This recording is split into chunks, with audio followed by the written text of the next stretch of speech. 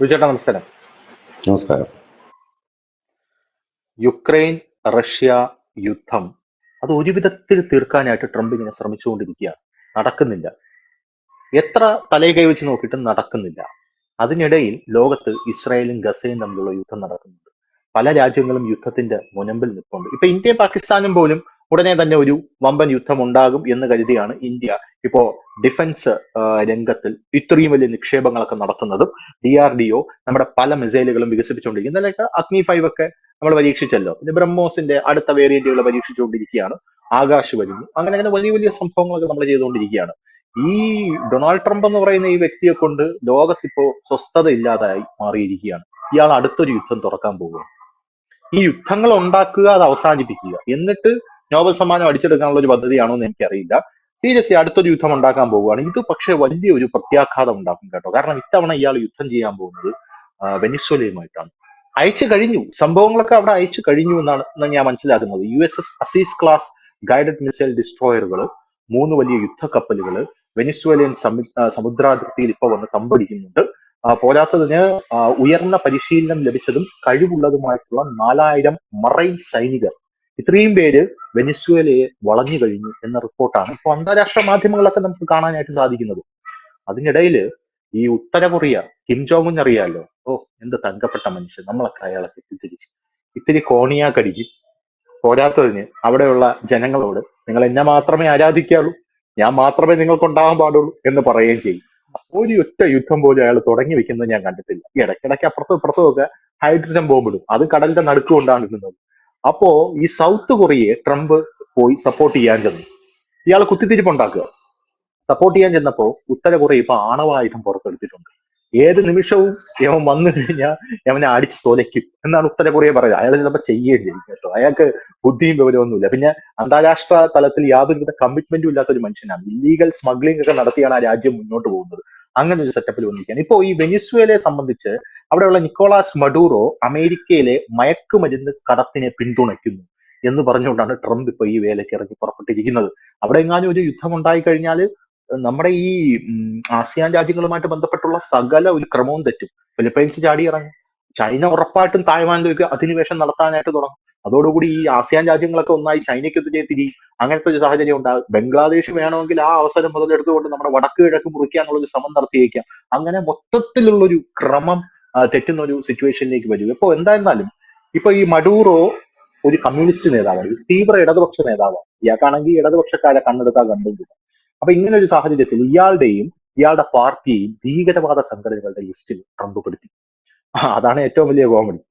ഭീകരവാദ സംഘടനയിൽ പെടുത്തിയ മറ്റേ സിറിയയിലെ ഒരുത്തനുണ്ടല്ലോ, അസദ്. അസദ് എന്നോ അങ്ങനെ എന്തോ ആണ് അവന്റെ പേരെന്ന് പറയുന്നത്. അവനെ, വേറെ എന്തോ ഒരു പേരാണ് അവനെ.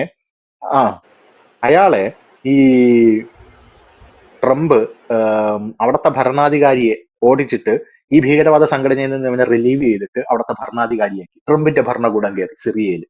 ഇവിടെ ഇപ്പൊ BLA ഭീകരവാദ സംഘടനയിൽ പെടുത്തിയിരിക്കുകയാണ്.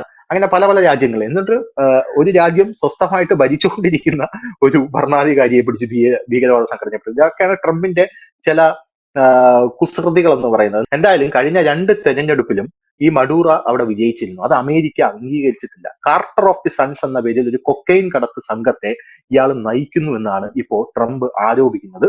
അന്തരിച്ച ക്യൂബൻ പ്രസിഡന്റ് ഫിഡൽ കാസ്ട്രോയെ പോലെ മഡൂറോയും ഒരു കടുത്ത കമ്മ്യൂണിസ്റ്റും അമേരിക്കൻ വിരുദ്ധനാണ് എന്നാണ് ട്രംപ് പറയുന്നത്. എന്തായാലും ട്രംപ് ഭരണകൂടം ഒരു ഭീകര സംഘടനയായി ഇവരെ വിശേഷിപ്പിച്ചിരിക്കുകയാണ്. അവിടെ എങ്ങാനും ഒരു യുദ്ധം ഉണ്ടായി കഴിഞ്ഞാൽ എന്തായിരിക്കും നമ്മുടെ ഒരു അവസ്ഥ, ആ ഒരു പ്രദേശത്തിന്റെ ഒരു അവസ്ഥ, ആസിയാൻ രാജ്യങ്ങളുടെ ഒരു അവസ്ഥ? ഉത്തര കൊറിയ ഏത് നിമിഷവും ആണവ ബോംബുമായിട്ട് റെഡിയായി നിൽക്കുകയാണ്. എന്താണ് തോന്നുന്നത്? ഇപ്പം ഇതിപ്പോ ഒരു മാസമായി ഈ രൂക്ഷമായ രീതിയിൽ ട്രംപ് മഡൂറോയായിട്ട് ഉടക്കാൻ തുടങ്ങുന്നത്. ഇതിനു മുമ്പ് ഒരു $50 ബില്യൺ തലയ്ക്ക് വിലയിട്ട 400 കോടി രൂപ ഇന്ത്യൻ റുപ്പീസ്, അത്രയും രൂപ മഡൂറോയുടെ തലയ്ക്ക് ട്രംപ് വിലയിട്ടിരുന്നു. അതിന്റെ കാരണം വെച്ചാല് ഏറ്റവും കൂടുതൽ എണ്ണ സമ്പത്തുള്ള ഒരു രാജ്യമാണ് ഈ വെനസ്വല. പക്ഷെ ഈ എണ്ണ ഇവർക്ക് വിൽക്കാൻ കഴിയില്ല. കാരണം ചുറ്റുപാട് മുഴുവൻ ഉപരോധമായിട്ട് ഈ പാവങ്ങളുടെ എണ്ണയുണ്ട് ഇഷ്ടം പോലെ.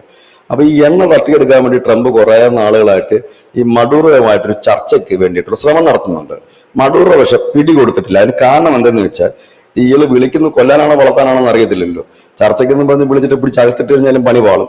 അപ്പൊ അതുകൊണ്ട് പുള്ളി പോയിട്ടില്ലെന്ന് മാത്രമല്ല, അമേരിക്ക തന്തയ്ക്കും തള്ളയ്ക്കും ഡെയിലി വിളിക്കുന്നുമുണ്ട് ട്രംപിനെയൊക്കെ ഈ എണ്ണയുടെ കാര്യം പറയുമ്പോഴൊക്കെ. അപ്പൊ ഇങ്ങനെ വന്നു കഴിഞ്ഞപ്പോഴത്തേനാണ് ട്രംപ് ആദ്യമായിട്ട്, എനിക്ക് തോന്നുന്നു ഒരു മാസം ആയിട്ടില്ല, തലയ്ക്ക് $50 ബില്യൺ വിലയിട്ട് ഈ മഡൂറോ കൊന്നുകളയും തിന്നുകളയും എന്നൊക്കെ.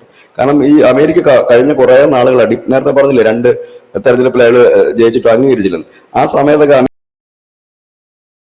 അമേരിക്ക ചെയ്ത എല്ലാ രാജ്യങ്ങളിലും വിമത, അതായത് അവർക്ക് ഇഷ്ടമല്ലാത്ത ഭരണകൂടമാണെങ്കിൽ ഒരു വിമത ഗ്രൂപ്പിനെ സൃഷ്ടിച്ചെടുക്കും. ഇന്ത്യയിൽ പിന്നെ വിമത ഗ്രൂപ്പിനെ അല്ല അവർ സൃഷ്ടിച്ചെടുത്തിരിക്കുന്നത്.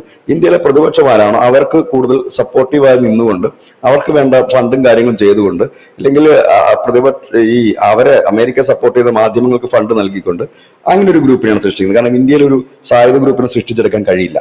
അപ്പം അതുകൊണ്ടാണ് ഇവിടെ അങ്ങനെ ചെയ്യുന്നത്. എല്ലായിടത്തും അവർക്കിതുണ്ട്. ഇപ്പോൾ പാകിസ്ഥാനിൽ തന്നെ ചില ഭീകരന്മാരെ എതിർക്കും, ചില ഭീകരന്മാരെ ഉണ്ടാക്കും, ചില ഭീകരന്മാരെ പ്രൊമോട്ട് ചെയ്യും. ഇപ്പൊ ഈ ബലൂചിസ്ഥാൻ ലിബറേഷൻ ആർമിയെ ഇപ്പൊ ഭീകരപട്ടികപ്പെടുത്തിയിട്ടുണ്ട്. ഇത് പുതിയ സംഭവമൊന്നുമല്ല. ഇനി നാളെ ഈ ഇവന്മാരുമായിട്ടൊരു ചർച്ച നടത്തിയാലേ അവിടെ എന്തെങ്കിലുമൊക്കെ ഖനനം ചെയ്യാനൊക്കെ പറ്റത്തുള്ളൂ എന്ന് പറഞ്ഞ് യാതൊരു മടിയും കൂടാതെ ഇവർ ഏറ്റവും നല്ല സംഘടനയാണെന്നും പറഞ്ഞ് വാഴ്ത്തുകയും ചെയ്യും. ഇങ്ങനെയൊക്കെയാണ് ഇവരുടെ ഒരു കളികൾ. അത് ഇപ്പൊ തുടങ്ങിയതല്ല. അമേരിക്ക എന്ന് തുടങ്ങിയോ, ജനിച്ചു വീണോ അന്ന് തൊട്ടേ അവർ ഈ ഇങ്ങനെയൊക്കെയുള്ള കുത്തിത്തിരിപ്പും കാര്യങ്ങളും ചെയ്തുകൊണ്ടേയിരിക്കുന്നു. ഇന്ത്യയും ചൈനയും തമ്മിൽ കൂടുതൽ ക്ലാഷ് ഉണ്ടാക്കുന്നതും അമേരിക്കൻ മീഡിയാസുമാണ് എപ്പോഴും അതിനു വേണ്ടിയിട്ടുള്ള. അതാണ് കഴിഞ്ഞ ദിവസം ദുഃഖത്തോടെ ഒരാൾ പറഞ്ഞത്, എത്രയോ വർഷമായിട്ട് ഞങ്ങൾ റെഡിയാക്കി കൊണ്ടുവന്ന ഒരു റിലേഷനാണ് ഒറ്റ ദിവസം കൊണ്ട് ഇങ്ങനെ കളഞ്ഞു വിളിച്ചത്. എന്ത് റിലേഷൻ ഉണ്ടാക്കിയെന്ന് വെച്ചാൽ ഈ കുത്തിത്തിരിപ്പുണ്ടാക്കി ഇടയ്ക്ക് പാകിസ്ഥാനെ ഒന്ന് മൂപ്പിച്ചിട്ട് ഭീകരവാദ പ്രവർത്തനം ചെയ്യുക, ഇങ്ങനെയൊക്കെയാണ് മുമ്പോട്ട് പോയിക്കൊണ്ടിരുന്നത്. ഇപ്പൊ ഏതായാലും ട്രംപ് പിന്നെ അങ്ങനെയല്ല. ഒരിടത്തിൽ പറഞ്ഞാൽ ഈ ട്രംപ് ഒരു ശുദ്ധഗതിക്കാരനാണെന്ന് പറയേണ്ടി വരും. കാരണം മുൻ അമേരിക്കൻ പ്രസിഡന്റുമാരെല്ലാം മനസ്സിൽ വെച്ചുകൊണ്ട് രഹസ്യമായി ചെയ്തിരുന്ന കാര്യങ്ങൾ ഇപ്പൊ ഇദ്ദേഹം പരസ്യമായിട്ട് ചെയ്യുന്നു എന്ന് മാത്രമേ ഉള്ളൂ. ഇപ്പോൾ അതിനുശേഷം കഴിഞ്ഞ ദിവസം, എനിക്ക് രണ്ട് ദിവസം മുമ്പാണ് ഈ വെനസുലയുടെ പ്രസിഡന്റാണ് അമേരിക്കയിലേക്ക് മയക്കുമരുന്ന് കിടത്തുന്നത് എന്ന് പറഞ്ഞുകൊണ്ട് ഒരു ആരോപണം ട്രംപ് ഉയർത്തിയിരുന്നു. അതിന് തൊട്ടു പിന്നാലെയാണ് ഇപ്പോൾ ഈ പറയുന്ന വാർഷിപ്പുകൾ, 3 വാർഷിപ്പുകളും 4000 സൈനികരെയൊക്കെ അയച്ചിരിക്കുന്നത്. ഇതെന്താണ് യുദ്ധമെന്ന് ചോദിച്ചാൽ വെനസുലയ്ക്ക് അമേരിക്ക പോലൊരു സൈന്യത്തിന് മുമ്പിൽ നിന്ന് പിടിച്ചിരിക്കാനേ കഴിയില്ല. കുഞ്ഞു രാജ്യമാണ്, നമുക്കറിയാം. ആഭ്യന്തര കലാപം തന്നെ നടക്കുന്ന ഒരു രാജ്യമാണ് അവിടെ. അവിടുത്തെ ഒരു സ്വച്ഛാധിപതിയായ ഭരണാധികാരിയാണ് ഈ മഡൂറോ എന്ന് പറയുന്നത്. പക്ഷെ ഇതിനകത്ത് പ്രശ്നം എന്താണെന്ന് ചോദിച്ചു കഴിഞ്ഞാല്, ഇവിടുന്ന് എണ്ണ വാങ്ങുന്ന ഉത്തര കൊറിയ അവിടെ നിന്ന് എണ്ണ വാങ്ങുന്നുണ്ട്. അപ്പൊ ഇവരുടെ കയ്യിൽ നിന്ന് ഈ ബാക്കിയുള്ള ചെറിയ ചെറിയ രാജ്യങ്ങൾ ഇവരുടെ കയ്യിൽ നിന്ന് ഒരുപാട് പേര് എണ്ണ വാങ്ങുന്നുണ്ട്. കാരണം ഇവർക്ക് ഈ എണ്ണ പബ്ലിക്ലി ഇവർക്ക് കച്ചവടം ചെയ്യാൻ പറ്റത്തില്ലെങ്കിൽ എല്ലാ രാജ്യങ്ങളും ചെയ്യുന്ന പോലെ തന്നെ ഇലീഗൽ ആയിട്ട് ഊടുവഴിയിൽ കൂടെ ഒക്കെ ഈ എണ്ണ പല രാജ്യങ്ങളിലേക്കും എത്തിക്കുന്നുണ്ട്. ഹൂത്തി വിമതന്മാർ ഇവരുടെ കയ്യിൽ നിന്ന് എണ്ണ വാങ്ങിച്ച് മറിച്ചു കൊടുക്കുന്നുണ്ട് പലയിടത്തും.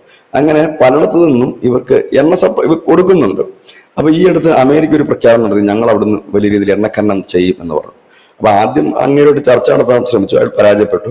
രണ്ടാമത് അവിടുത്തെ വിമത ഗ്രൂപ്പിനെ അധികാരത്തിൽ ഏറ്റിക്കൊണ്ട് വെനസുലയുടെ എണ്ണ സമ്പത്ത് മുഴുവൻ എടുക്കുക എന്നുള്ളതാണ് ട്രംപിന്റെ എക്കാലത്തെ വലിയ സ്വപ്നം. അങ്ങനെ വെനസുലയുടെ വലിയ എണ്ണ ശേഖരം കിട്ടിയാൽ ഇന്ത്യ ഉൾപ്പെടെയുള്ള രാജ്യങ്ങൾ കൂടുതലും ചിലപ്പോൾ ഒരുപക്ഷെ വെനസുലയെ ആശ്രയിച്ചു എന്ന് വരാം. കാരണം നമ്മളെ സംബന്ധിച്ച് ഈ ട്രേഡിങ്ങിന് ചിലവ് അല്പം കുറഞ്ഞു കിട്ടുന്നിടത്ത് നമ്മൾ എണ്ണ എടുക്കും. അപ്പൊ അതിന് സാധ്യതയുണ്ട്. അത് ലക്ഷ്യമാക്കിക്കൊണ്ടാണ് ട്രംപ് ഇപ്പോൾ നടത്തുന്ന നീക്കം. പക്ഷെ ഇപ്പോഴത്തെ അവസ്ഥയിൽ ഈ എല്ലായിടത്തും വെടിമരുന്ന് നിറച്ച് ഇട്ടിരിക്കുന്ന ഒരു അവസ്ഥയിലാണ് ഇപ്പോൾ ലോകം നിൽക്കുന്നത്.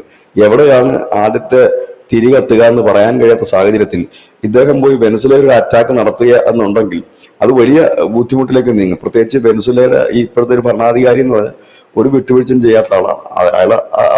അദ്ദേഹം അവിടുത്തെ എണ്ണപ്പാടങ്ങൾക്ക് തീയിടുകയോ മറ്റോ ചെയ്തു കഴിഞ്ഞാൽ അത് ഇതിലും വലിയ വിനാശകരമായി ലോകത്തിന് ഭവിക്കും.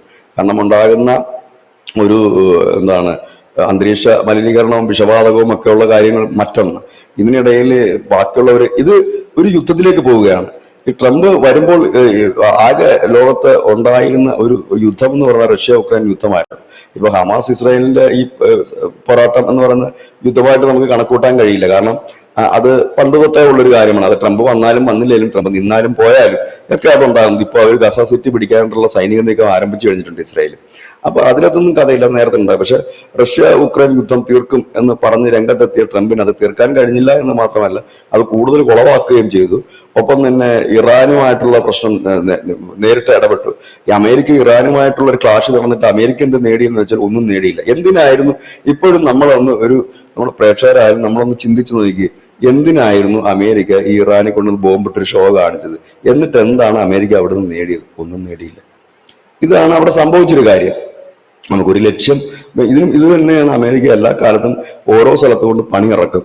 അവസാനം പണി പാളി തിരിച്ചു പോകും. അഫ്ഗാനിസ്ഥാനിൽ നമ്മൾ കണ്ടതാ 10-20 കൊല്ലക്കാലം അവിടെ ഇല്ലാത്ത പരിപാടികൾ മുഴുവൻ ഉണ്ടാക്കി അവസാനം ഇവരെന്തിനെയാണോ എതിർത്ത് അവിടുന്ന് താലിബാൻ ഭരണത്തിലേക്ക് കയറുകയും ചെയ്തു. മൊത്തത്തിൽ കുളവായി നാശമായ രാജ്യം തകർന്നു. ഒരു രാജ്യത്തെ നശിപ്പിക്കാൻ പറ്റും ഇവരെ കൊണ്ട്. അങ്ങനെ ലോകത്ത് എല്ലായിടവും നശിപ്പിച്ച് ആദ്യം കിട്ടുന്ന സാധനം ഊറ്റിക്കൊണ്ട് പോകുക എന്നുള്ള പരിപാടിയാണ്. അപ്പൊ അങ്ങനെയാണ് ഇപ്പോൾ വെനസ്വേലയുടെ ഭാഗത്തേക്ക് എത്തിയിരിക്കുന്നത്. പക്ഷെ ഇതൊരു തുടക്കം മാത്രമായിരിക്കും. വെനസ്വേല ഒരു ചെറിയ രാജ്യമാണ്, അമേരിക്കയുടെ മുമ്പിൽ പിടിച്ച് നിൽക്കാനൊന്നും അവർക്ക് കഴിയില്ല. അവർ തകർന്നു പോകും, തരിപ്പണമാകും, അതിലൊന്നും ആർക്കും സംശയവുമില്ല. പക്ഷെ ആ ഒരു കുഞ്ഞു രാജ്യമായിരിക്കാം ഒരു പക്ഷെ തുടക്കം കുറിക്കുന്നത്. മനുഷ്യ നേരത്തെ പറഞ്ഞ കണക്ക് തന്നെ ചൈന കാത്തിരിക്കുന്ന ഒരു നല്ല മൂവ്മെന്റിന് വേണ്ടിയിട്ടാണ് അവർ കാത്തിരിക്കുന്നത്. കാരണം അവരെ സംബന്ധിച്ച് 2027 അപ്പുറത്തേക്ക് അവർക്ക് പോകാൻ കഴിയില്ല. അതിനു മുമ്പ് തന്നെ തായ്വാൻ അവർക്ക് സ്വന്തമാക്കിയേ കഴിയും. ഈ അവസരത്തിലാണ് അമേരിക്ക കുരുങ്ങാൻ പോകുന്നത്. മുമ്പ് നമ്മൾ തന്നെ ഈ ചർച്ചയിൽ പറഞ്ഞിട്ടുണ്ട്. കാരണം ചൈന തായ്വാനെ ആക്രമിക്കുന്ന സമയത്ത് റഷ്യ അമേരിക്ക ഉൾപ്പെടെയുള്ള രാജ്യങ്ങളെ യുദ്ധത്തിലേക്ക് വലിച്ചിടും. കാരണം ഏതെങ്കിലും ഒരു യൂറോപ്യൻ യൂണിയൻ രാജ്യങ്ങളെ ആക്രമിച്ചു കഴിഞ്ഞാൽ അമേരിക്കയ്ക്ക് കണ്ടു നിൽക്കാൻ പറ്റില്ല, അവരിറങ്ങും. അപ്പോഴേക്കും ഇവിടെ ഈ തായ്വാനെ രക്ഷിക്കാനുള്ള ശ്രമം അമേരിക്കയ്ക്ക് ഉപേക്ഷിക്കേണ്ടി വരും. ഈ സമയത്ത് ഇന്ത്യ പാക് വാറോ ഇല്ല, ഇന്ത്യ ബംഗ്ലാദേശിലേക്ക് അവിടുത്തെ ഭീകര ക്യാമ്പുകളും കയറി അടിക്കാനുള്ള സാധ്യതകളും വളരെ കൂടുതലാണ്. അതെനിക്ക് തോന്നുന്നു പുള്ളി എന്ന് നമ്മൾ പറയത്തില്ലേ, എന്തായാലും ഞാൻ പ്രതീക്ഷിച്ച കാര്യങ്ങളൊന്നും നടക്കുമെന്ന് തോന്നുന്നില്ല. എനിക്ക് ഈ ജന്മത്ത് നോബൽ കിട്ടുമെന്നും തോന്നുന്നില്ല. യുവമാരും അത് സമ്മതിക്കുമെന്നും തോന്നുന്നില്ല. അതുകൊണ്ടൊരു പണി ചെയ്തേക്കാം. ഇനി അടുത്ത എൻ്റെ റോൾ എന്ന് പറഞ്ഞാൽ വീരശൂര പരാക്രമി എന്നുള്ള നമ്മുടെ ഈ ബുഷും ജൂനിയർ ബുഷും ഒക്കെ ചെയ്തതുപോലെ വീരൻ എന്നുള്ള ഒരു ഇത് എല്ലായിടത്തും ഞാൻ അടിച്ചൊതുക്കി എൻ്റെ കാൽക്കീഴിൽ കൊണ്ടിരുന്ന വീരൻ, അങ്ങനെ ഒരു സാധനം ഉണ്ടല്ലോ. ഒന്നുകിൽ സമാധാനത്തിന്റെ വെള്ളരിപ്രാവായിട്ട് അവാർഡും മേടിച്ച് സമാധാന ദൂതനായി കണ്ണാടിക്കൂട്ടിൽ ലോകാവസാനം വരെ മരിച്ചു കഴിഞ്ഞാലും അങ്ങനെ ഇരിക്കാമെന്ന് ചോദിച്ചു. ആ മോഹത്തിനൊക്കെ ഏതാണ്ടൊക്കെ അറുതി വന്നു കഴിഞ്ഞിരിക്കുന്നു. കാരണം പുള്ളി എങ്ങും ഒരു പണിയും നടത്തിയിട്ടില്ല. ഈവൻ ഗസയിൽ പോലും സമാധാനം കൊണ്ടുവരാൻ ട്രംപിന് കഴിഞ്ഞിട്ടില്ല. അപ്പോൾ ഒരുപക്ഷെ ട്രംപ് ചിന്തിക്കുന്നത് തിരിച്ചായിരിക്കും.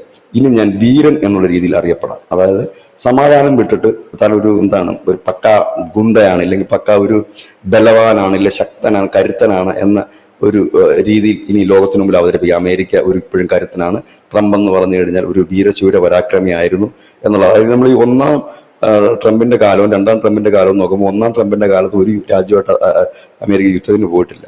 ഇപ്പം ഈ പുള്ളിയായിട്ട് തന്നെ യുദ്ധം തീർക്കാനാണ് ഇദ്ദേഹം പോകുന്നത്. യുദ്ധം തീരുന്നില്ലെന്ന് മാത്രമല്ല, പുള്ളി തന്നെ യുദ്ധം ഉണ്ടായിക്കൊണ്ടിരിക്കുന്ന ഒരു സാഹചര്യത്തിലേക്കാണ് ഇപ്പോൾ നീങ്ങിക്കൊണ്ടിരിക്കുന്നത്. പിന്നെ വേറൊരു കാര്യമുണ്ട്, ഈ അമേരിക്ക ആണെങ്കിലും ആക്രമിക്കുമ്പോൾ ഉണ്ടാകുന്ന ഒരു സാഹചര്യം എന്താണെന്ന് വെച്ച് കഴിഞ്ഞാൽ അമേരിക്കയ്ക്ക് അത് സാമ്പത്തികപരമായി ബുദ്ധിമുട്ടുണ്ടാക്കുന്ന ഒരു കാര്യമാണ്. ഒരു യുദ്ധം എന്ന് പറയുന്നത് വെറുതെ കളിതമാശയല്ലല്ലോ. ഇപ്പൊ വെനസ്വേല കണക്ക് ഒരു രാജ്യത്തിലേക്ക് അവർ ആയുധം കൊണ്ടിറക്കുമ്പോഴും ഇല്ലെങ്കിൽ അവിടെ ഒരു വലിയ സൈന്യം നീക്കം നടക്കുമ്പോഴും അതും ഒരു സാമ്പത്തിക ബാധ്യതയായിട്ടാണ് വരുന്നത്. ഇതാണ് ഇവിടുത്തെ ഒരു വലിയ വിഷയമായിട്ട് വരുന്നത്. എന്തൊക്കെ കളിയാണോ ഈ കളിക്കുന്നതെന്ന് ഒരു പിടുത്തവും കിട്ടുന്നില്ല. ഏതായാലും നമുക്ക് കുറച്ച് ദിവസം കൂടെ കാത്തിരിക്കാം. ഇന്നിപ്പോ 22 തീയതി, ഈ മാസം 31 തീയതി ആകുമ്പോഴത്തേക്കും ചൈനയിൽ ടിയാൻജിയിൽ ഒരു സമ്മേളനം നടക്കുന്നുണ്ട്. അവിടെ റഷ്യ, ഇന്ത്യ, ചൈന എടുക്കുന്ന ഒരു നിലപാട് ഇല്ലെങ്കിൽ അവരുടെ ഒരു കൂടിക്കാഴ്ചക്ക് വലിയ ഇമ്പോർട്ടന്റ് ഉണ്ട്. മറ്റു രാജ്യങ്ങൾ ഏതായാലും ഒരാഴ്ചക്കുള്ളിൽ, ഒരു 10 ദിവസത്തിനുള്ളിൽ ഏതായാലും ലോകക്രമം ഒന്നുകൂടൊന്നും മാറിയും. അതിനു മുമ്പ് ഇതെല്ലാം കൂടെ കലക്കാനുള്ള ഒരു ശ്രമത്തിന്റെ ഭാഗമായിട്ട് വേണം ഈ ട്രംപിന്റെ ഇപ്പോഴത്തെ ഒരു യുദ്ധ നീക്കത്തെ വിലയിരുത്താനും.